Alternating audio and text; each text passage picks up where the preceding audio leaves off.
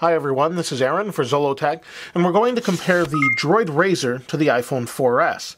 And we're going to compare a couple things from the design to the speed to a little bit of the overall usage of the OS, but not too much into the OS as it's Android, it's iOS 5. This is Android 2.3 Gingerbread.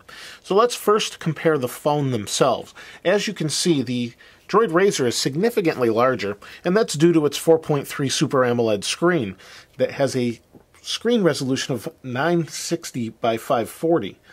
The iPhone 4S has a screen resolution of 960 by 640 on a 3.5-inch screen. So we do have a little bit higher resolution on the iPhone 4S than we do on the Droid Razr, even though it's a smaller screen, which makes for really nice text and images. It's not bad at all on the Droid Razr, but it is a little bit higher resolution on the iPhone 4S. So as you can see up on the front, we both have glass on them. They both have forward-facing cameras. We've got our speaker, similar layout there. On the bottom, we have our normal Android menu, home, back, and search button. We've got a microphone here. On the iPhone 4S, we have a screen and a button, and that's about it. And then on the bottom, we don't have anything on the Droid Razr, but on the iPhone 4S, we have our dock connector along with our speaker and microphone.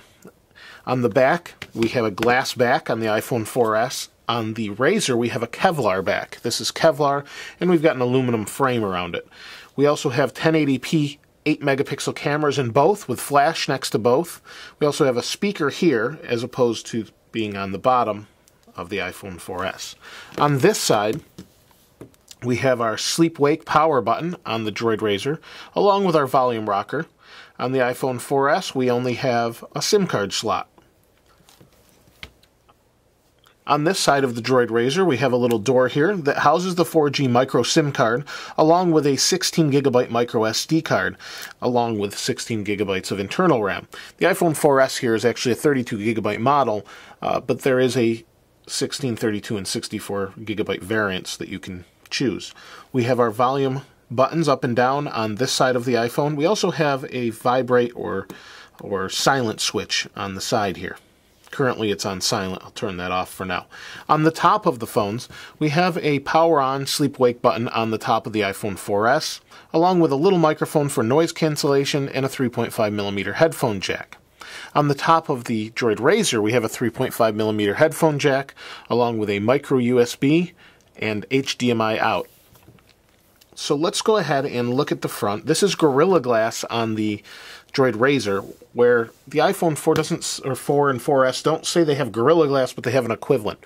From tests I've seen online, the Gorilla Glass that is on this phone actually holds up better than what we have on the 4S. As far as scratches go. I haven't done any real world testing myself, but that's just what I've seen online. So let's go ahead and turn them on. It's not going to be really a race, but since we have them here, let's just see how fast they come on together. Now, both of these phones are dual-core processors. The iPhone 4S has a dual-core A5 Apple processor. They don't give specifics, but it's been rumored that it's anywhere from 800 megahertz to a gigahertz per core. This Droid Razr has a 1.2 gigahertz processor in it, dual core, so we have two 1.2 cores. We also have 1 gigabyte of DDR2 RAM inside the Razr, where this iPhone 4S has 512. So you can see the iPhone 4S is up. We'll unlock it, and we'll wait for the Razr. And that was a notification. We'll cover those a little bit, but that was an email notification on the top. It says no service, preparing a micro SD card. There we go. The iPhone 4S also feels very solid in the hand. Everything on the Razr feels solid, with the exception of this sleep-wake power button. It just seems flimsy and moves around a little bit. I'm not sure why, the rest of the phone feels really solid, and then they have this little flimsy button. But let's go ahead and we'll unlock the phones to show you how to do that. So we're going to power them on. Power the iPhone 4 on. We slide to unlock, as most of you probably know. We can slide to unlock here as well. We can slide the camera on here. And we're not going to cover too much of the operating system, but we're going to do more of a speed comparison. So we have notifications on Android. We can pull down here. You can see a notification. Something Apple copied kind of, but added some of their own stuff here. So same idea. Let's go ahead and open these or move these up. So what we have here is our main page. The screen of the Droid Razr is very responsive, feels as responsive as the iPhone 4S, which has not been the case with all Android phones I've used. But it feels really responsive, doesn't seem to get slow or sluggish, and works well. So let's do a quick browser comparison. We'll bring up the browser. Let's bring up a new page here. Now I have all apps closed on the iPhone 4S and all apps closed on the Razr. So let's go ahead and you can see there's Zollotech. We're on Wi-Fi now. I'm not going to use the 4G connection on the iPhone or on the Droid Razr just because it's fast. It's going to be the equivalent of Wi-Fi. In fact, I've gotten 20 down by 2 up in my area. I've heard faster in other areas of the country. But that is basically, we have Wi-Fi speed. I have 30 by 5 is my connection here on Wi-Fi. That's basically the same speed when you're on the go. So as far as that goes, the Droid Razr is better. So let's go ahead and go to Zollotech. There we go. They're loading. The iPhone 4S is very fast. They're both very fast phones, and they load a little bit differently. You can see they're both just about done. For the Razr, had to finish a little bit. So you can see there's the scrolling. Here's the scrolling on the iPhone 4S. A little bit choppy on the Razr for some reason, but the Razr does have flash as well, where the iPhone 4S does not. Let's go ahead and test pinch to zoom. You can see it's a little bit choppy on the Razr, and I find that to be intermittent in my tests. The 4S is generally smooth at all times. The Razr seems to be a little bit choppy. There's just that little bit of jerk where it's a little more refined on the 4S for whatever reason. It doesn't really create a usability problem or anything. It's just more of a visual thing at this point. Let's go back to Home, and we have a lot of options with Android. See some other reviews I've done as far as Android overviews, but as far as the phone goes, the sensitivity of the touch is great. Let's check out the camera in both of them.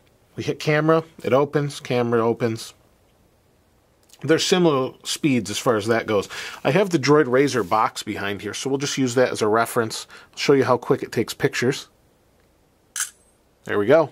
It's that fast. Similar to the iPhone 4S. It's that fast. It's kind of just instant. I'll do it side by side to show you. This only took a little bit longer because it was refocusing. Let's try it again. You can see they're basically the same. We do have some more options with the Razr that's built in that you can do some basic things with the 4S as far as photos go, or you can get a different app where a lot of those features are built into the Razr's camera app. Either way, you can see they're both equally very fast. The cameras are about the same. If you saw a video I did of the Droid Bionic along with the iPhone 4S, kind of a camera comparison, it's basically the same camera. This one is just a lot faster. So whatever they've done with the software, they've corrected as far as that goes. One thing that obviously a lot of people want to know is, how is battery life? Now, the Droid Razr is probably the first Android phone I've seen that does not have a replaceable battery because of its thinness. And as you can see how thin it is next to here, because of its thinness, they had to make that compromise with the case. And for me, that's not an issue personally, but I know a lot of people are not really that happy about that. And that's that kind of neat shut off here. I'll do that again just so you can see it. That's how it goes to sleep. Now, the battery on the iPhone 4S, some people have a worse battery or less battery with the iPhone 4S than they did the iPhone 4. I can say that I have a little bit less battery life than I did with the 4, but it really depends on what I do throughout the day. This battery was charged overnight since about 9 a.m. I have very little drain on there, so it's pretty good. This battery I've found goes a day also, so both of these phones will get you through the day. However, 4G connectivity, if you're doing a lot of browsing using 4G, you're going to drain this battery pretty quick. I know a lot of tests have said it's a horrible battery life, but what I have here is I have my Gmail account configured on here.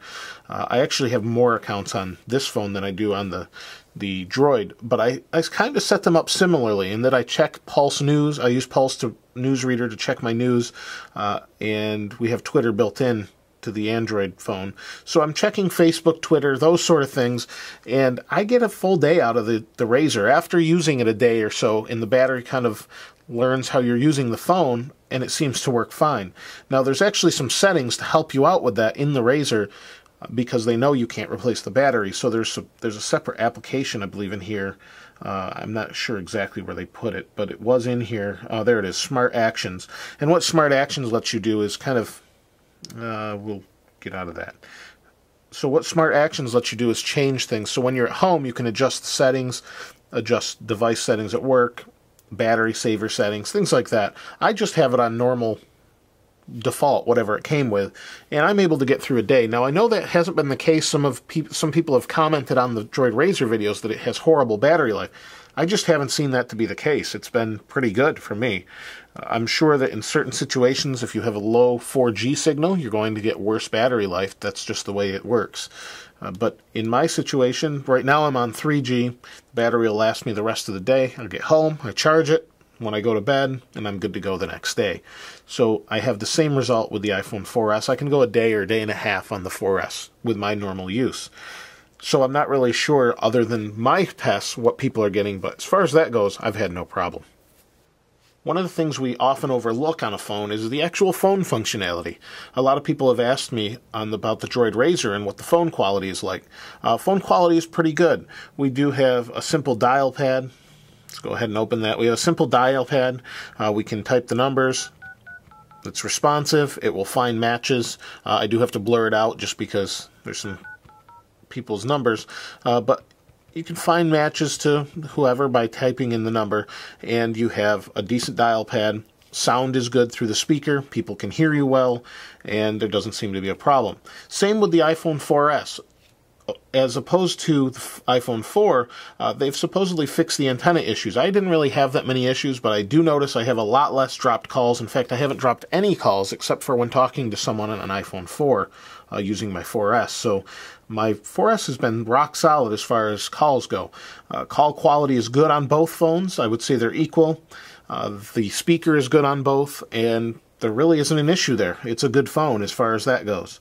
As far as overall usability, that's really going to be your choice. Do you want Android or iOS? They both do things a little bit differently.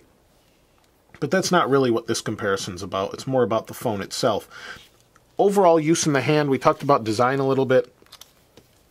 As you can see, my hands are pretty big, so the Droid Razr looks about normal in my hand, where the iPhone 4S is going to look pretty small.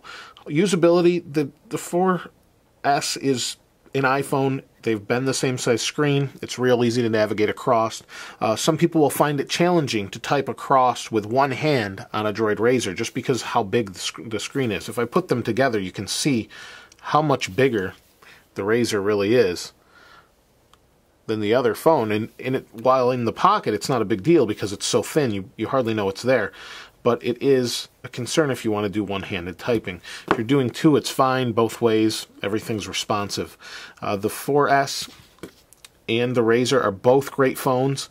They both have great features and are equally priced and have similar RAM. So this is a $300 phone, the iPhone 4S on contract. The Razr is also a $300 phone, except Amazon seems to be having some deals recently where it's in the low $100 range, so $111 I've seen it as cheap as on contract. So I'll provide links to both below in the description if you want to get in on those deals. But overall, these are both great phones. They both work well. Battery life seems to be about similar. Depends on what you're doing with them, though. If you're going to be playing a lot of games, you're going to have a lot of issues there. Game-wise, they're both about the same as far as performance goes as well. So overall, I think if you love Android, you'll be very happy with the Razr. If you like iPhone, you'll be very happy with the 4S. If you're coming from something like a Bionic, you're going to see better responsiveness on the Razr. If you're coming from the 4 or 3G iPhone, you're going to find this much faster as well. overall, they're both great phones, but I'd love to hear what you have to say about them. If you've used a 4S, if you've used a Razr, or if you're thinking about moving to those, let me know your thoughts on that below. I'd love to hear how many of you actually are interested in things like that. Thanks for watching. If you haven't subscribed, please go ahead and hit subscribe. This is Aaron. I'll see you next time.